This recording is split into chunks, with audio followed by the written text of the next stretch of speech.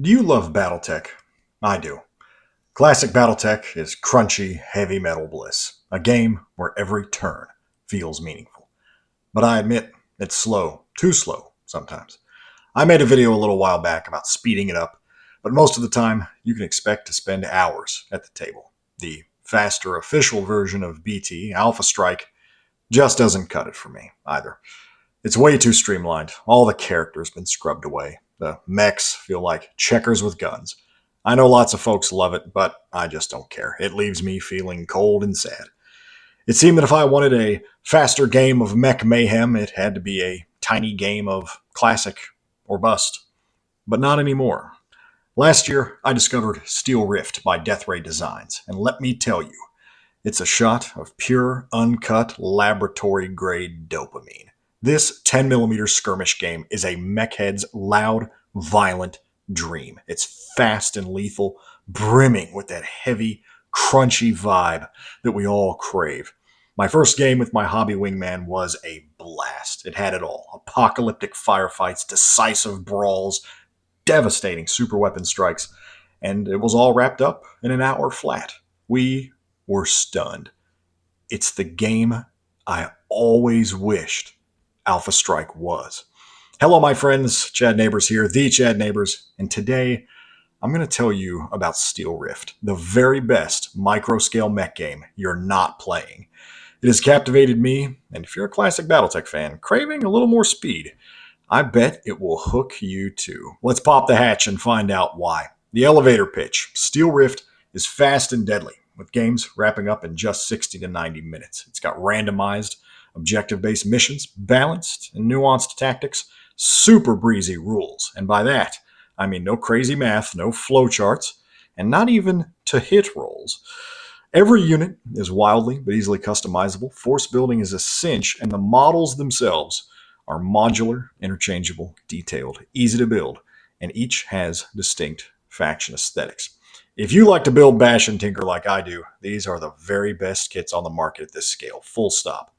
Best of all, in these trying economic times, Steel Rift is a steal. A full, and I do mean complete army box is under $100 retail, and two-player starter boxes sell for around $45, or even less if you want to snag the STLs and print your own. The Steel Rift universe is pure, real robot grit, and it goes like this. In the future, humanity is spread throughout our solar system, has been living in a new golden age, one of post-energy scarcity, thanks to Dyson swarm collectors orbiting our sun.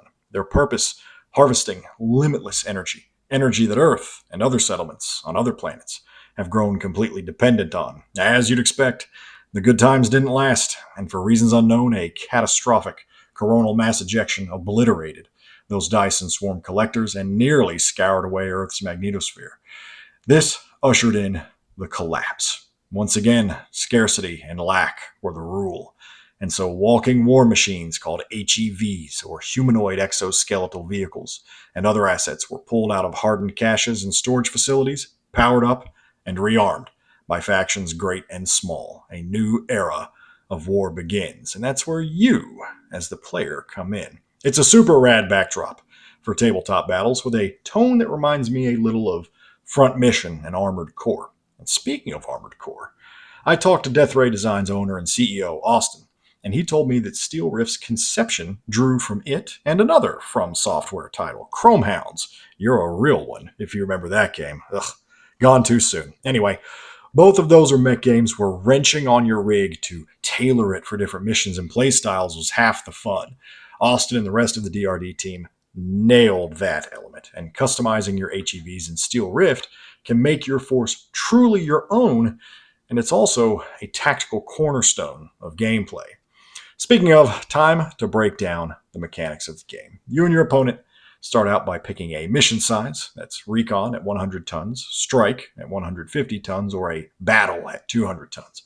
And then you build out your force from various HEVs of different weight classes, light, medium, heavy, and ultra heavy at between 20 and 50 tons. And then you've got support assets weighing between 10 and 20 tons.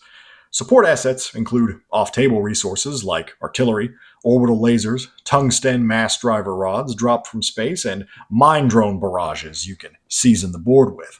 It also includes extra on-table units like tanks and other combat vehicles, VTOLs, infantry, and ultralight HEVs. Think of those as little mini-mechs a la heavy gears, and you've got it. And make no mistake, in this game, the HEVs, the mechs, are the kings of battle and the stars of the show. BattleTech fans will surely appreciate that like I do. Once you've chosen your units, you go to outfitting. This is where Steel Rift really starts to sing. Each HEV has a base armor and structure rating depending on weight class. For example, lights have 6 armor and 4 structure. Heavies, 10 armor, 8 structure. But you can strip or reinforce either of those one step to save a little weight at the cost of durability or to boost your endurance in combat. Whatever weight is then left over, you get to spend on weapons and upgrades according to how many slots your HEV has. Lights have 4 slots, ultra heavies a whopping 7. Weapons include things you'd expect, like rotary cannons, railguns, autocannons, lasers, particle beams, missiles, rockets, or various melee implements, along with some more esoteric stuff like submunitions, arc guns, and shot cannons. Upgrades include things like jump jets, ECM, coolant tanks, target designators, and various types of armor to better protect units against specific weapon systems. You can even pop on alternate motive systems like tracks or multi-legs to get different benefits. The tinkering here is intuitive and quick, thanks to standardized weights for each piece of kit, and every choice you make matters. Lasers and railguns pierce armor, but kinetic weapons will hit harder and can turn enemies to expose weak spots or spoil firing lanes. Do you maximize protection, speed, or offense, or do you go for a balanced loadout? And know that there's no wrong way to build out your individual units or your force in Steel Rift. I know that ugly feeling when you've got an ocean of equipment or force choices, but only a couple of them end up being competitive or useful. In Steel Rift, whether you like long-range sniping, swarm tactics, electronic warfare, melee rushes, whatever, every kind of kit and weapon and loadout is viable and can come in handy under the right circumstances. So in an ocean of games out here where the meta gets cemented really quick, or it changes every 4 months, this is sweet relief. You're free to experiment or play to your preferred style without fear of hobbling yourself. And even though all this customization stuff sounds like lots of pre-gaming and ripe for slowdown, it isn't, truly. The outfitting process is quick and elegant for one, and you can easily fit 3 full HEV stat profiles on standard A4 paper. And 2, the standardized game sizes lend themselves to having your pre-made lists ready to go. So you can just think up a list or 3 that you like, build it out ahead of time, and you're ready to go on game day.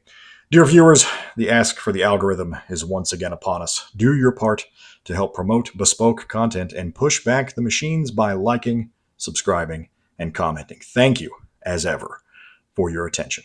Now back to it. All games of Steel Rift play out on a nice, compact 3x3 foot board, minimizing space needed and keeping setup simple. Once your forces are locked in, you and your opponent roll off to choose a deployment, meaning a corner-to-corner approach, alternating corners, or the standard opposite table edges. And then you roll for a random mission objective. This can be things like a straight-up deathmatch, or holding down board quadrants, or trying to reach the enemy's deployment zone before they do it to you. The random mission and approach rolls are inherent to the game and part of what makes it so interesting, in my experience. If you go in heavy, you might crush your foe in a stand-up slugfest, but be left woefully spread thin and slow to react on a recon mission that demands better speed and maneuverability. In short, specialize and you might get a significant advantage. Or you can build a generalist force to be ready for anything, unless the mission favors your buddy's force that he tooled up. No matter the objective or deployment, though, games last 5 turns with a 6-turn overtime in case of a tie at the end of the 5th turn. Victory points are scored on a per-turn basis for every objective. Now here's another wrinkle, and one that adds delectable asymmetry to the game. Secondary agendas. These are alternate ways for either side to earn more VP. Your chosen faction, authorities, corporations, or freelancers, unlocks unique secondary agendas, as do other elements like your specific force composition and team selection. An example is Titan Killer, which you can score by downing the enemy ultra heavy HEV if present, or two of their heavies. The kicker here is that both players reveal to each other their possible secondary agendas from what lineup is available to them, but they pick only one secretly. That adds yet another layer of uncertainty, a little bit of bluffing, and even more strategy. But after that's done, players take turn placing 8 clusters of terrain down on the board, and then it's time to arm those warheads, click the safeties off, and roll for initiative. Combat is where Steel Rift sets itself apart, and in no uncertain terms. For starters, there's no to-hit rolls. Attacks always hit if in range, and most weapons shoot clear across the board. Like classic BattleTech, you will attack with every weapon equipped on your units individually if desired. Potential damage is a D6 dice pool based on weapon strength, what Steel Rift calls the engage rating, and that is adjusted by factors like cover or target facing. Cover reduces the dice in that pool, but getting a side or rear shot adds dice representing weaker armor facings. The defender is the one that actually rolls those dice in an effort to dodge or otherwise prevent incoming damage. And that right there keeps both players engaged, no matter whose activation it is. Generally speaking, light HEVs will save on a 3+ on a D6, mediums on a 4+, heavies on a 5+, and ultra heavies only on a 6. So your bigger units are tougher, but they have a harder time ducking that incoming damage. Certain weapons and upgrades can hurt or help that save number, but natural ones will always hit, and any saving number that gets pushed up to a 7 or higher means that incoming damage is always inflicted, no save possible. Unsaved dice in the pool are 1 point of damage each, and they hit armor first before they chew through to structure, again, just like in BattleTech. However, some weapons, lasers, railguns, and gnarly melee tools like demolition cutters and plasma blades will pierce armor and do direct structure damage. On the topic of melee, in Steel Rift parlance, what they call smash attacks, they are downright brutal, and they feel like it. They damage armor and structure equally, with a bonus attack dice awarded if you charge or jump in immediately prior to that smash attack, or if you have a melee weapon, as opposed to just metal fists and feet. Another difference is that the heavier HEVs will brutalize lighter ones. If the target is lighter than the attacker, their defense roll is harder. For instance, a medium HEV will save on a 4+ against another medium, but it will need a 5+ against a heavy or a 6 against an ultra heavy. Once again, it's possible a big mech bullying a smaller one, that smaller one might not get a save at all. A lighter attacker likewise means the defender enjoys a defense bonus in the same way. No matter if it's a shooting attack or a smash attack, structure loss starts to degrade and eventually cripple performance. 25% total loss of structure cuts movement ratings by 1 inch. 50% reduces all weapon damage output, and 75% will limit the poor afflicted unit to just 1 order per activation. Normally you get 2 orders per activation. In Steel Rift, those orders are move, jump, lock on, which can negate enemy defensive upgrades, engage, shooting, or smash, and you can do those in any order you want. But the terrain shapes every fight and rewards planning and clever maneuvers. Positioning and timing are paramount for success. Most units can move between 6 and 12 inches, again dictated by weight class, or jump 4 to 10 inches with jump jets before setting a facing. Facing matters a lot, both for offense and defense. You can only engage targets in your front 180-degree arc, and both rear and side shots hurt more if you're on the receiving end, or shooting at someone that doesn't have a proper facing to take it. There are other unique mechanics that help Steel Rift stand apart too. Return fire lets a targeted, unactivated unit shoot back, burning its upcoming activation for a better defense roll and a chance to do damage back to the attacker.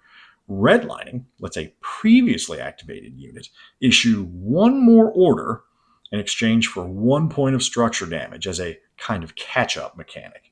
It comes in clutch for getting out of dodge or cranking out twice as much firepower in a turn, but at a cost.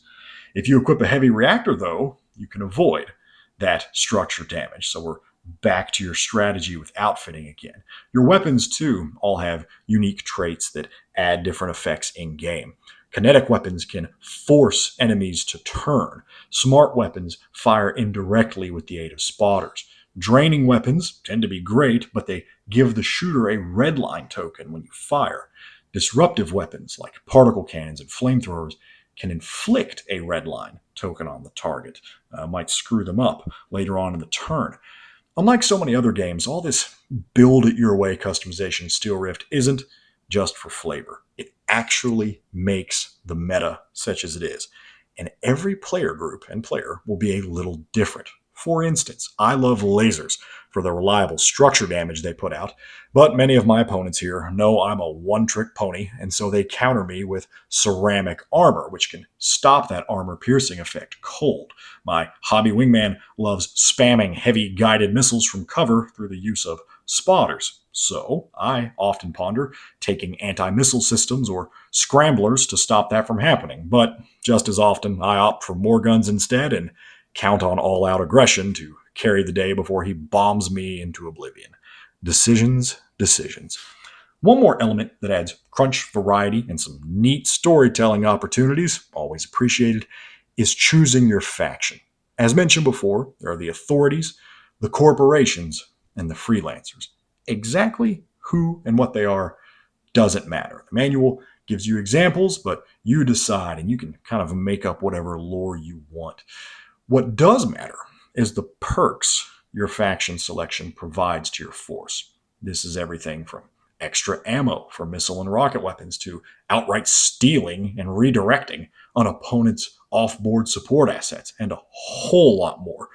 Mixing and matching those faction perks fleshes out your force and gives them style and flavor, and also more fun opportunities for list building synergies. I'm not going to dive too deeply into all that here, but if you guys are thirsty for more, I could in a future video. At any rate, let's put a pin in it. That's it for this one. Thank you all so much for watching, and please like, subscribe, and drop a comment for me down below. Are you intrigued by Steel Rift? Do you want to see some in-depth vids on the mechanics and other stuff? I've got a lot more content in the pipeline either way, but until next time, remember, have character, don't be a character, and good night.